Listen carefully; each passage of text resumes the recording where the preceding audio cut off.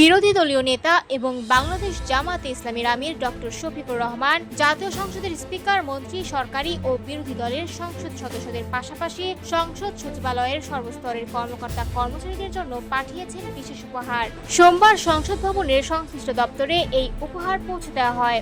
সংসদ সূত্রে জানা যায়, প্রতিটি প্যাকেটে ছিল প্রায় 10 কেজি ওজনের প্রিমিয়াম মানের মৌসুমী আম। সকাল থেকে সংসদ ভবনের করিডোর জুড়ে এই উপহার নিয়ে ব্যাপক কৌতূহল তৈরি হয়। বিরোধী দলীয় নেতার কার্যালয়ের প্রতিনিধিরা অত্যন্ত শৃঙ্খলাপূর্ণভাবে সংসদের প্রতিটি দপ্তরে গিয়ে এই উপহার পৌঁছে দেন। শুধু শীর্ষ পর্যায়ের কর্মকর্তা বা জনপ্রতিনিধিরাই নন, এই তালিকায় রাখা হয় সংসদ সচিবালয়ের ঝাড়ুদার, পিয়ন, লিফটম্যান থেকে শুরু করে গাড়ি চালক পর্যন্ত সকল কর্মচারীকেও। এই সমবন্টনের বিষয়টি অনেকের দৃষ্টি আকর্ষণ করেছে। সাধারণত রাজনৈতিক ও সংসদীয় সংস্কৃতিতে উপহার বা সৌজন্য সামগ্রী শুধুমাত্র ভিআইপি পর্যায়ে সীমাবদ্ধ থাকে, কিন্তু এবার দেখা গেল সম্পূর্ণ ভিন্ন এক চিত্র, যেখানে প্রতিটি স্তরের কর্মীর প্রতি সমান গুরুত্ব দেওয়া হয়েছে।